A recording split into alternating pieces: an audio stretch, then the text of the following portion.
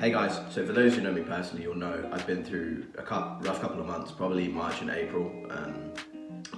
Like most of those have been pretty rough, just mentally. And I feel like I've kind of got myself out of what was probably a pretty big rut.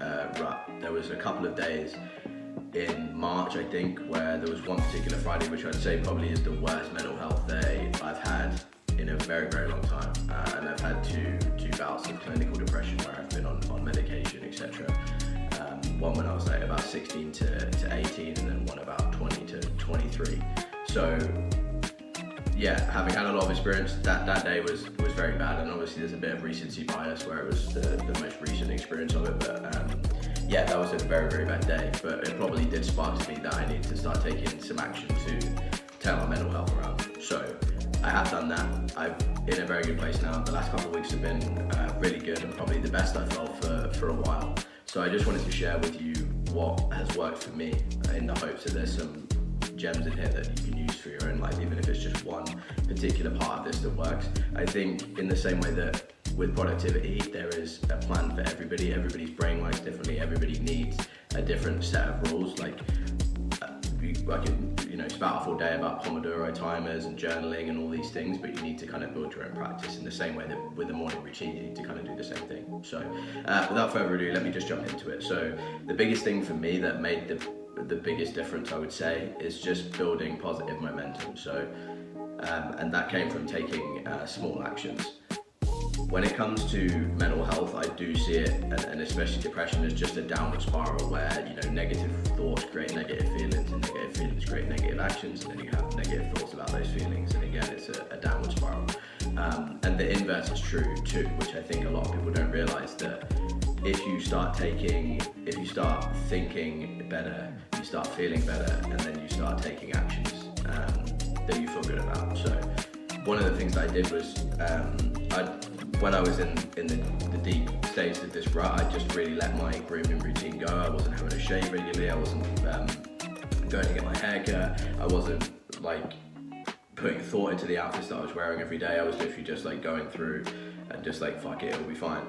So that's something that I started doing straight away. So I had a shave, I did some manscaping, and just went and got a haircut, went and got a beard trim, and those things just made me feel way better, and it just started to build momentum. And then I started doing other stuff that I'd been putting off for ages, and that's really what I mean by small actions. Is you just need to do stuff, whether it's taking your bins out, the classic making your bed in the morning, which is something that I continue to do. I even have 2 throw pillows on my bed that's basically no function, and are only on there when I'm not in bed, but it just helps create, a lot of people like to call it a journey, but making my bed in the morning is like a little journey and a little experience that I go through in terms of making it, and then I feel good about it because it looks great.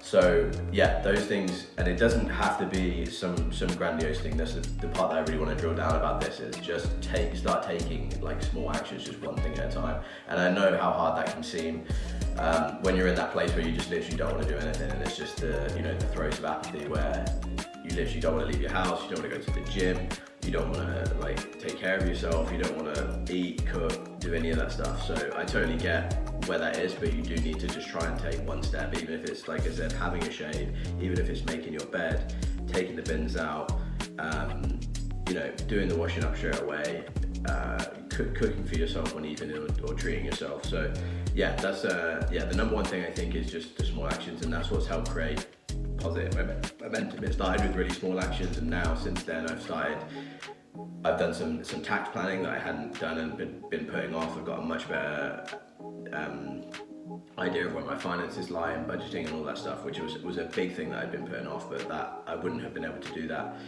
from the start. It's all been just a slow build up to these bigger tasks, and so yeah, there's another last thing before I move on, which is, this is a mistake that I've always made. I put weight on recently while I was in that rut too, and I built up in my head that it was kind of I just needed to flick a switch, and I needed to be able to be back in shape instantly. But that just isn't how any of this happens. And the same thing with mental health. It's not going to turn around in one day. You're not going to go from having poor mental health to fantastic mental health and being happy and loving life. It's going to be a small process. So just understand that, and don't try and take one big action that's going to solve this problem for you, you need to just take small actions and just do the next thing, the next thing, the next thing, the next thing, and just solve the problems in sequence. That's what's really key to this. So yeah, take small actions. The second part is ask for help. I'm very lucky that I have some fantastic friends that I can reach out to when I'm in a bad mental health day, bad mental health week, and they will answer my phone call and get on and you know, hear me out. Sometimes you need different things from people. Sometimes I just want to vent and just say, hey, this thing's been happening at work, this is why it's been stressing me out. Or other times it will be that I need advice, right? So I'll start venting and they'll be like, hey, stop. This is how we can solve this problem. So this will work differently for everybody. Sometimes you do just need to vent. Sometimes you do need specific help with like, hey, can you help me do this? Or what advice do you have on this? Or, you know, like the financial thing, again, that was something that had been stressing me out a lot and wasn't something that I could solve myself. And so I needed to get outside help and somebody who knows more than me to go and help me with that situation. So don't be afraid to ask for help. I know it sounds really like cliche, but don't go through this yourself. I think for a lot of the times in the past, I tried to be like a martyr with my mental health. Like, I don't want other people who've got shit going on. They've got their own problems. They don't want to hear about what's going on for me and my first world problems. That, like, I've got everything I could ever want and I'm still not happy. So yeah, those things like can get in your way, and you can have a negative self-talk about reaching out for help, but it's something that's super valuable. And I think it's valuable to reach out to your friends or to have those key people. But again, it might be that you reach out to a therapist or get a coach or something like that, because I know for myself that I don't like to reach out to my mum with my problems, because I know that she'll worry about me and it will cause far more for strife and stress than it's worth. So like I said, I'm in a very fortunate position that I have, you know, friends that would do anything for me, and so I can have those conversations. If you're not in that situation, I do recommend you reach out. There is obviously some resources from the government and stuff that you can reach out to, so I'll try and put those in the description. But yeah, sometimes it does help to speak to someone that doesn't know your situation, and so you can just speak openly and without filtering, because when it's a family member or a friend or something, you're probably sometimes a little bit conscious not to tell them, you know, the full scope or everything. So yeah, that's number 2. Number 3 is change your environment. So this is something that's been really big for me and something I've used a few times when I've got into this place. So there's 2 things as far as like creating positive habits, and I think it's the same thing with mental health. There's willpower, which is the taking the small actions and doing those things, which is obviously very hard. And there's also environmental design. So people like to use an analogy of like the losing weight part. An idea of willpower would be there's cookies in the house, you just need to not eat the cookies, use your willpower just to say no. And then the environmental design part is that you're not going to buy cookies at shopping, and you're not going to have them in the house at all, and therefore the opportunity isn't there to buy cookies. So there's advantages to both. Maybe I'll talk about those in another video. But the key part here is changing your environment. Like this is something that I'm planning on doing. I'm moving out of where I live right now and moving to be closer to my parents, because something that I felt missing is just a sense of community, and I do like being close to my family. It's something that's really, really valuable for me. So I felt that there has been periods in the last couple of months where I've been genuinely lonely and had that feeling. I do have friends around me, but they've got their own families, they've got girlfriends, they've got things going on, so they're not able to meet up with me or just be around all the time. So that's something that I need to take care of for myself. So I'm definitely planning on taking care of that by just moving to a different area. And by moving to a different area, there's going to be better access to like CrossFit gyms, like jiu-jitsu gyms, all the things that are important to me, and places where I can find that sense of community. So for you, it might be that you want to move area because there's friends that you don't like that you want to move away from, there's friends that you want to move closer to, that you can move for work. There's like so many reasons to do this, but I think changing your environment could be really, really big. It doesn't have to be necessarily moving house. It could just be having a full like declutter, clean, and minimalizing everything. That's something that I've done too over the course of the last probably couple of weeks in anticipation of me moving out. I've got rid of lots of stuff and it does make me feel good. I'm somebody that loves like a simple space, less things, but everything's like in its place. So yeah, it doesn't have to be a big grandiose changing your environment, going to move abroad. It can just be that you change the environment you're currently in by removing stuff that you don't need and minimalizing. So yeah, that was a bit of a rambly one, but let's go to the next one, which is thinking of others before yourself. So this is something that might come across the wrong way, but when you're in the throes of depression, this is something that I'll just talk about from my personal experience. It does become very self-obsessed in terms of my mental health, how I feel, my view of the world, like what's happening to me, and I get stuck in this kind of like poor me attitude. And so the way that I've found to break out of that is to start thinking of other people and trying to do things for them. Even though I might feel totally crap, I will try and reach out to other people.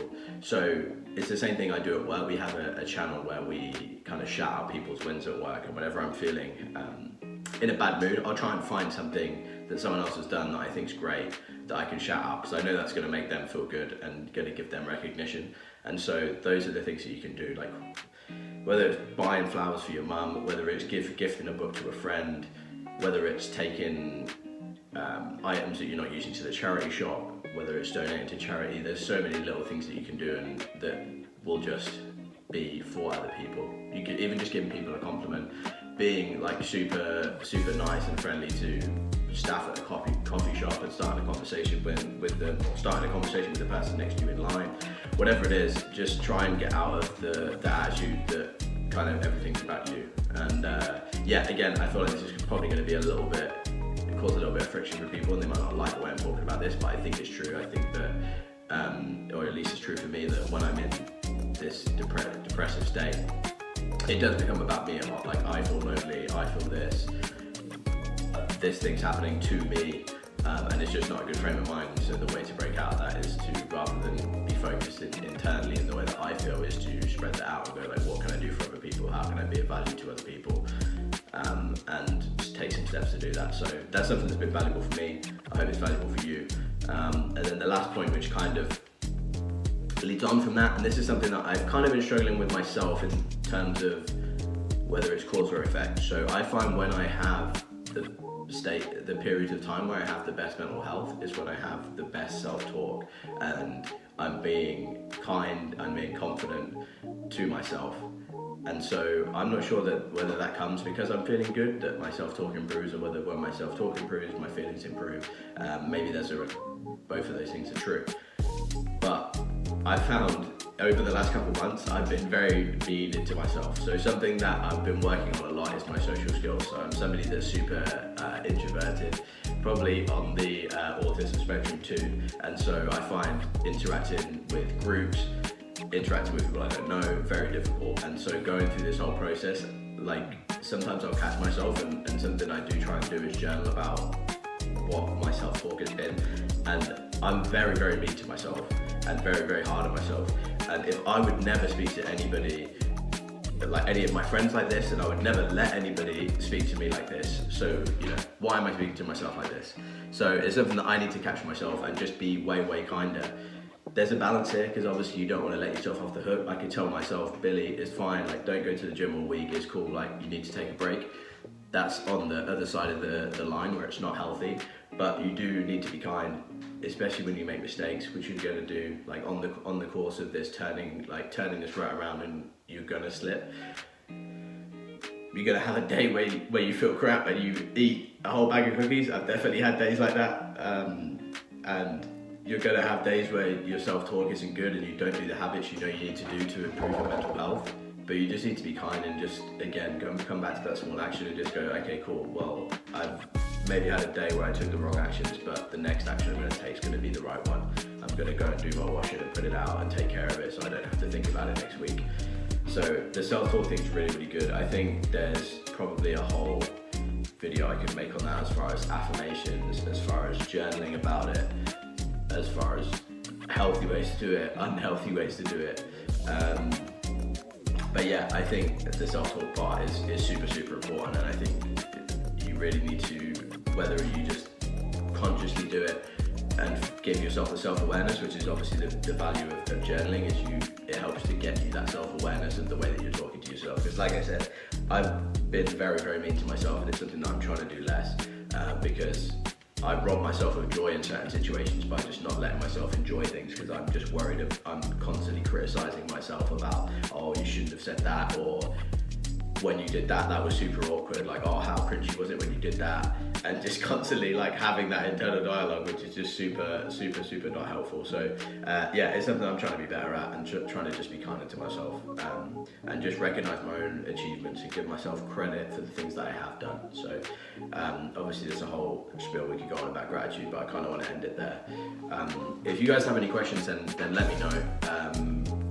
Like I said, this has been a rough couple months for me, but I'm definitely in a really good place right now, and I'm going through a period of a lot of change. My work situation, my business situation is changing, my location is potentially changing, my friend group's kind of changed too, so there's just lots of things that are changing, but I think it's all for the better, and so hopefully I can make a video in a couple of months and let you know where I'm at. But yeah, if this has been helpful to you, let me know. If you have any questions on what's happening here, my door is always open to anybody that wants to chat and talk about these topics, because I think mental health is super, super important, and something that needs to be talked about. I've tried to frame this video as what's worked for me, because I don't want to issue edicts and say, if you do this thing you will see results, because I don't think that's necessarily true. So like I said at the beginning, I hope there's something in here that you can find valuable and that will help you kind of take the first step to get out of this rut. But again, it's not something that's going to happen in one day. It's going to be a slow